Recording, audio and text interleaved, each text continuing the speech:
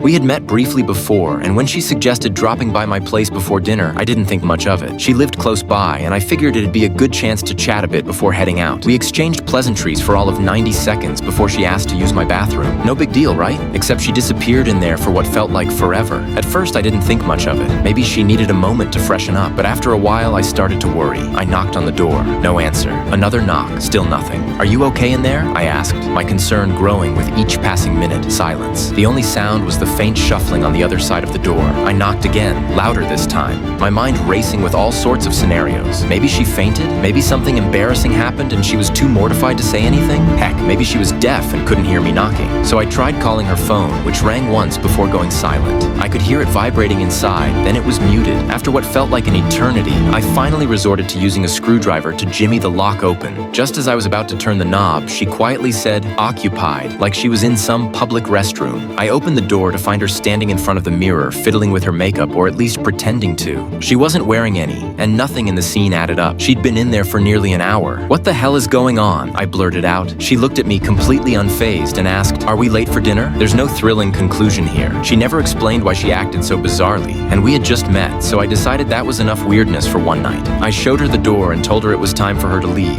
A few weeks later, I mentioned the incident to a friend who's a cop. His theory? She might have been scoping out my place for a potential robbery, or maybe she was doing drugs. Either way, it was the strangest first date I've ever had, and definitely the last one with her. For more stories like this, please subscribe and check out my book at the Amazon link in the description.